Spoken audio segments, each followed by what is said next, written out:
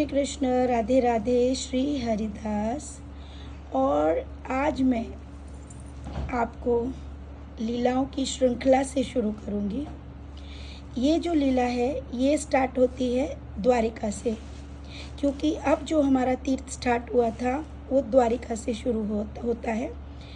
और लक्ष्मी माँ तक तो आप जान चुके थे, माँ कोल्हापुर से घर आ गई हैं। उनके विवाह या उनका विवाह तभी पूर्ण होगा जब माँ आज्ञा करेंगी अपनी दूसरी किसी लीला द्वारा। आगे जब हम द्वारिका के लिए निकले कि प्रभु ने कहा कि द्वारिका आना है, तिरुपति बालाजी बोलते हैं कि क्यों मैया को वहाँ जाना है, ठीक है।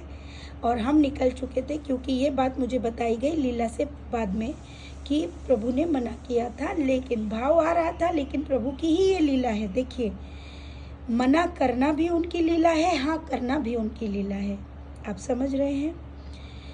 आगे जब हम आगे बढ़ते हैं तो हम पहुंच जाते हैं द्वारिका। द्वारिका का जो सफ़र था वो सारी श्रृंखला में आपको वीडियो में हमने जो कैप्चर की है वो सब मैं आपको डालूंगी। लेकिन पहले मैं लीला इसलिए बताती हूँ ताकि जब आप देखेंगे तो आपको पूर्ण अनुभूति उसी पूरी लीला की उन वीडियो के द्वारा हो जाएगी, ठीक है। क्योंकि पहले आपको वो लीला पता होनी चाहिए कि लीला क्या थी।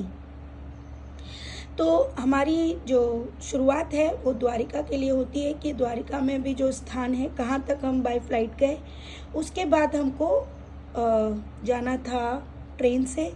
तो ये सब हम पहले ही कर चुके थे। तो हमको ट्रेन से सबसे पहले हम पहुँचे सोमनाथ जी के मंदिर। वहाँ पर अनंत लीलाएं हुई। वहाँ प्रभु सोमनाथ के मंदिर में रुद्राभिषेक कराया गया, वहाँ पर ध्वजा लहराई गई। मैं इस बात से बहुत अचंभित थी, मुझे लग ही नहीं रहा था क्या यहाँ पे प्रभु को ध्वजा लहरा पाएंगे कि नहीं, क्योंकि ये मेरा सपना था। प्रभु के प्रत्येक धार्मिक बड़े स्थानों पर, बड़े और छोटे से मतलब मेरा कहने का मतलब है कि ऐसे स्थान जहाँ पर एक नॉर्मल इंसान क्या ये सेवाएं कर सकता है। आप समझ रहे हैं। तो इन 4 धामों में मेरा सपना था कि ध्वजा लहराई जाए, और प्रभु कृपा से ऐसा हुआ। चारों ही धाम में, साथ ही उसके साथ साथ अनंत अनंत मंदिरों में ध्वजा लहरवाई मेरे प्रभु ने। मेरी कोई औकात नहीं, ये सब करने वाले मेरे प्रभु हैं। और उनके द्वारा ही सोमनाथ यानी कि पहला ज्योतिर्लिंग, वहाँ पर प्रभु के नाम की जो ध्वजा लहराई, इतना सुंदर वहाँ पर दर्शन हुआ। साथ में वहाँ की लीला, मतलब जो जो प्रभु भाव प्रदान कर रहे थे वह स्वतः होता जा रहा था। किसी भी चीज़ में कोई दिक्कत नहीं आ रही थी। मेरा पहला कर्तव्य है प्रभु सेवा। प्रभु सेवा में जो आदेश हो उसको पूर्ण करना, ताकि संसार को पता चले कि सेवा का मतलब क्या होता है। अब बहुत से भक्तों का एक ही जो डायलॉग होता है कि हमारे पास कुछ नहीं, हम कुछ नहीं कर सकते। तो मैं आपको बता दूं, जो कुछ नहीं कर सकते उनके लिए भी अनंत सेवाएं हैं। अगर मैं अपने भाव की बात करूं तो मेरे पास श्रृंखला पे श्रृंखला है, यानी कि मेरे पास इतनी चीज़ें हैं कि मनुष्य कर सकता है। लेकिन ये भाव भी तभी जागृत होते हैं जब आप भक्ति की परम सीमा को पार करने लगते हैं। आपके अंदर कोई भी चीज़ ऐसी नहीं रहती जिसमें आप अपने लिए सोचें, कोई स्वार्थ नहीं बसता। तभी आप इन लीलाओं में और इन भावों में अंदर प्रवेश कर सकते हो, ठीक है। बाकी तो सब देखा दाखी ये जो कर रहे हैं वो सब तो मुझे मेरी समझ से बाहर है, और मैं कुछ कहना भी नहीं चाहती, मैं कुछ समझना भी नहीं चाहती, ना मैं देखना चाहती हूँ। मैं तो बस वही देख रही हूँ जो ठाकुर जी मुझे दिखाकर और अच्छाई को समझाकर उसे संसार को बताने की बात कर रहे हैं, ठीक है। तो मैं आपको वही बताऊंगी जो परम सत्य है, ठीक है। आगे हम सोमनाथ से अब हम आगे पहुंच गए। अब हम ट्रेन में हैं। ट्रेन में एक स्वप्न आता है। स्वप्न इस प्रकार से है। सेविका देखती है कि प्रभु द्वारिकाधीश, अब द्वारिकाधीश पता कैसे चला, उनकी वेशभूषा से। उन्होंने, उनके घुंघराले लंबे बाल हैं, कंधों से नीचे उनके बाल हैं, हाथ में उन्होंने पटके को बड़े ही अलग तरीके से लिया हुआ है। खूब सारा सोना चांदी हीरा मोती उन्होंने धारण किया हुआ है। पीली पीताम्बर है, पीली धोती है उनकी, बहुत सुंदर। प्रभु बहुत खुश हैं, इतने आनंद में हैं कि उनको देखकर ही सेविका के मुख से निकल गया, क्या आप द्वारिकाधीश हैं? तो उधर से आवाज़ आती है, हाँ मैं ही हूँ। लेकिन प्रभु करवा क्या रहे हैं? प्रभु एक आंगन का जो द्वार होता है उसको गोबर से लिपवा रहे हैं, और जिसमें एक सेवक जो है गोबर से द्वार को लीप रहा है। तो प्रभु कहते हैं अरे अच्छे से लिपो, ये 2 इंच छोड़ कर करना, हाँ ऐसे 2 इंच छोड़ के करना। प्रभु उसको आदेश दे रहे हैं, जो सेवक या सेविका वहाँ पर इस गोबर से लीप रहे हैं। तभी सेविका कहती है अरे आपको पता है हम द्वारिका आ गए हैं, क्या आपने मुझे पहचाना? तो प्रभु कहते हैं हाँ मैंने पहचान लिया सखी। तभी सेविका बोलती है कि अच्छा आप खुश नहीं हो क्या मेरे आने से? बोले मैं बहुत खुश हूँ, लेकिन मैं बहुत ज़्यादा खुश हूँ, मेरी मैया आ रही है ब्रिज से। और प्रभु इतने आनंदित हैं, देखो मैं बोल नहीं पा रही हूँ प्यारे भक्तों, मेरा कंठ जो है ना कुछ लीलाएं नहीं सुनाने देता है और मैं भावुक हो जाती हूँ, पर मैं आपको ये लीला पूरी सुनाऊंगी। सेविका कहती है अच्छा तो आप अपनी माँ के लिए ज़्यादा खुश हो? बोले हाँ मेरी माँ आ रही है, बहुत वर्षों के बाद मेरी माँ आ रही है, उनके इंतज़ार में हूँ मैं। प्रभु बहुत आनंदित हैं, बार बार सेवक सेविका से कह रहे हैं अच्छे से लगाओ। तभी प्रभु आवाज़ लगाते हैं देवी रुक्मिणी, देवी रुक्मिणी। माँ रुक्मिणी लाल साड़ी धारण किए हुए, बेहद सुंदर पतली सी कमर, छन इतने गहने पहने हैं कि उसकी आवाज़ आ रही है। माँ के हाथों में दीपों का थाल है। आके बोलते हैं रुक्मिणी आपको पता है हमारी माँ आ रही है, हमारी मैया आ रही है ब्रिज से। तो वो खुश होके कहती है हाँ जानती हूँ, बोला उनका स्वागत करना, कोई कमी न रहे हमारी माँ के स्वागत में। और ये बोलकर सेविका कहती है जब मेरी माँ आए तो दीप भी जलाना। हाँ तो वो कहती है आप परेशान ना हो, मैं आपकी माँ का पूरा ध्यान रखूँगी। और ये बात कहकर ये लीला यही समाप्त हो जाती है प्यारे भक्तों। अब हम द्वारिका के प्लेटफॉर्म पे पहुँच चुके हैं, वहीं पर हमने ये लीला को सुना था।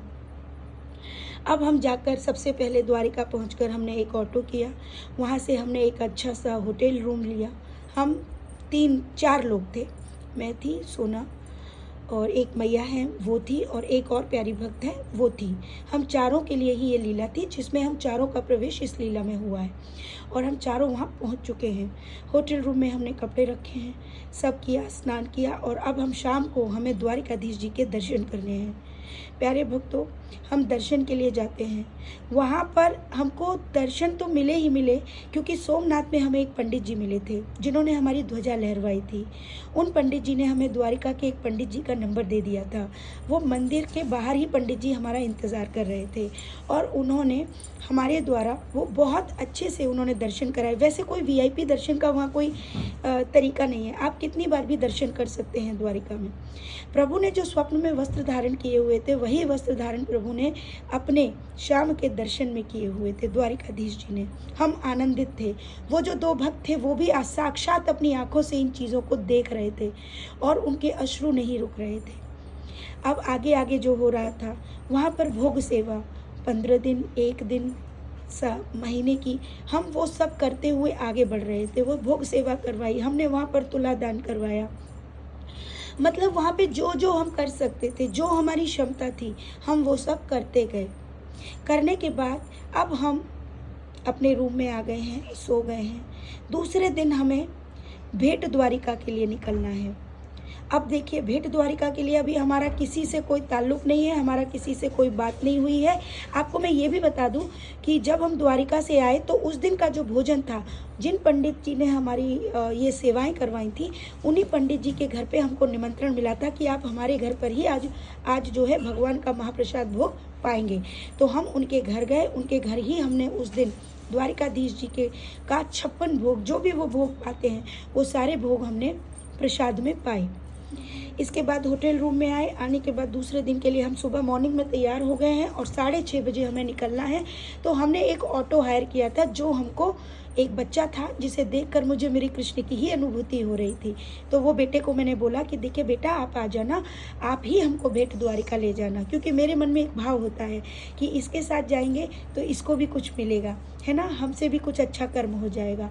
और ये सोचकर उस बच्चे को हमने हायर किया, बच्चा सुबह आ गया 6:30 बजे और अब हम भेंट द्वारिका के लिए निकल रहे हैं। अब मैं आपको बताऊं, जब भी भेंट द्वारिका के लिए जाते हैं तो द्वारिका से 2 किलोमीटर की दूरी पर है माँ रुक्मिणी का मंदिर। तो पहले रुक्मिणी माँ के दर्शन होते हैं, उसके बाद ही भक्तजन द्वारिका के लिए आगे बढ़ते हैं, मतलब भेंट द्वारिका के लिए आगे बढ़ते हैं। भेंट द्वारिका पहले सभी भक्त नाव द्वारा ही पार किया करते थे, लेकिन अब ब्रिज बन गया है तो बहुत आसानी से कोई भी भक्त भेंट द्वारिका जा सकता है। अब हम ऑटो करके हम पहुंच गए हैं माँ रुक्मिणी के मंदिर के बाहर।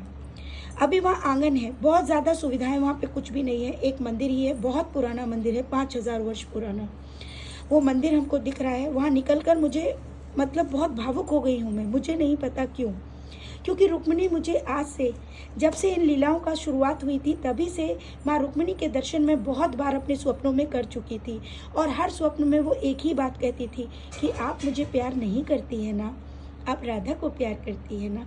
तो मुझे कभी इस चीज़ का समझ में नहीं आया कि ये सब क्या था, लेकिन आज ये सब मुझे समझ आने वाला था, आज मैं जानने वाली थी। उसी को जानने के लिए तो प्रभु ने यहाँ बुलाया था।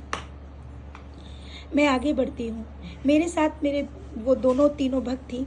अब जैसे ही मैं आंगन में पैर रखती हूँ, आंगन से पहले ही वहाँ पर एक संत जो है गोबर से लीप रहे थे। जो मेरे साथ भक्त गई है वो चिल्लाई, मैया आप इधर पैर मत रखना, थोड़ा आगे करके लीला याद करो। मुझे लीला याद आ गई।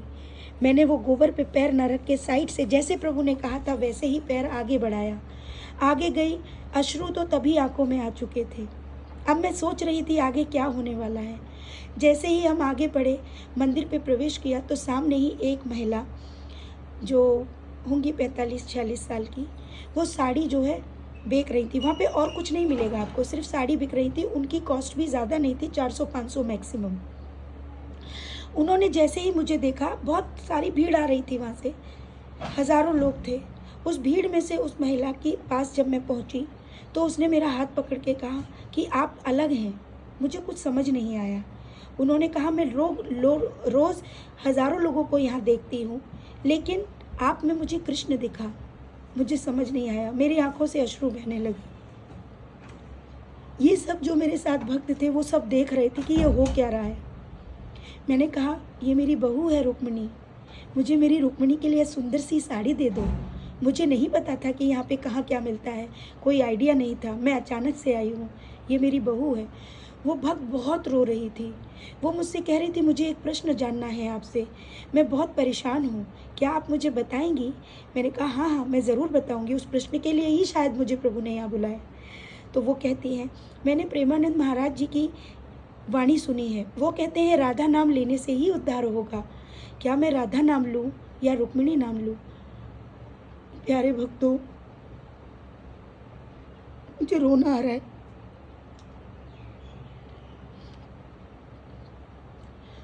मैंने कहा आप कहाँ बैठी हैं? बोले द्वारिका। मैंने कहा द्वारिका का कौन राजा है? बोले द्वारिकाधीश। मैंने कहा उसकी रानी कौन है? बोली रुक्मिणी। मैंने कहा रुक्मिणी ही तो राधा है और राधा ही तो रुक्मिणी है, ये भेद क्यों? आपको रोटी आज कौन दे रहा है? वो बोली रुक्मिणी। मैंने कहा रुक्मिणी का नाम भजो, ये आपका कल्याण करेगी। मेरी राधा का नाम ब्रिज में गूंजता है क्योंकि वो ब्रिज को संभालती है। प्रभु के अनंत रूपों का मतलब ही जिस दिन मनुष्य को समझ आ जाएगा उस दिन ये चीज़ें रहेंगी ही नहीं, मनुष्य जानता ही नहीं। प्रभु ने अनंत जगह, अनंत स्टेट्स, अनंत जगहों पे अनंत लीलाएं की और अपने अलग अलग नामों से संसार के सामने आए। तो जो मनुष्य जहाँ रहता है और जिस रूप में प्रभु को भजता है तभी उसका कल्याण होगा। आप मेरे प्रभु द्वारिकाधीश के सामने बैठे हो और आप कृष्ण कृष्ण कर रहे हो तो भी वो आपको प्यार करेगा, लेकिन अगर आप द्वारिकाधीश बोल दोगे तो आप पर डबल कृपा हो जाएगी। इसका महत्व तुमको समझना होगा।